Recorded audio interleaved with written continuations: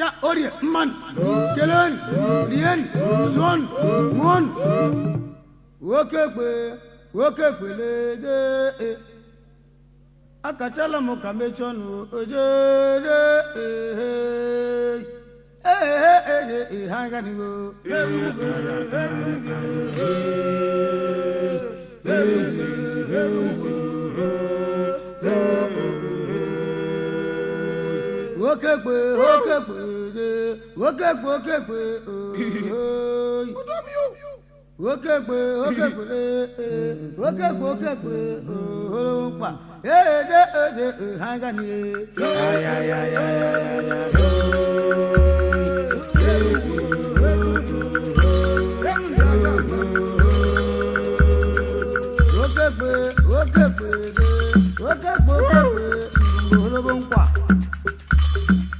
Ndiore ayama ndiore letile ko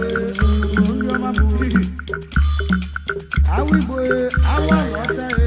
awibo awadi ologo isibu letile ko ologo kwa robodi le ko ologo kwa aha ibo ndo mana ganti aya wuche na ọzọ na